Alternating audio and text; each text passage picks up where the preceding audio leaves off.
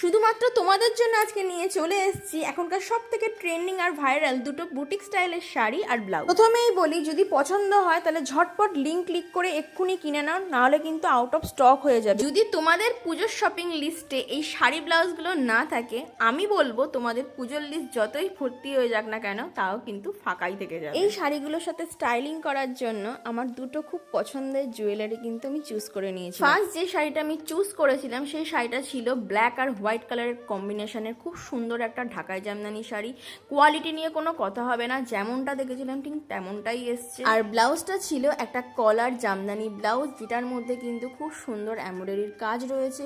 এত সুন্দর কোয়ালিটি, মানে খুব ভালো। আর নেক্সট যে শাড়িটা ছিল সেটা ছিল এখনকার সব থেকে ট্রেন্ডিং আর ভাইরাল একটা পিঙ্ক কালারের রানীর কম্বিনেশনে কিন্তু একটা ঢাকাই জামদানি শাড়ি। খুব সফট জামদানি শাড়িটার খুব সুন্দর। এই শাড়িটা দিয়ে আমি একটা সাবিক লুক ক্রিয়েট করার চেষ্টা করেছি, জানি না কেমন লেগেছে তোমাদের, অবশ্যই কমেন্ট সেকশনে জানিও।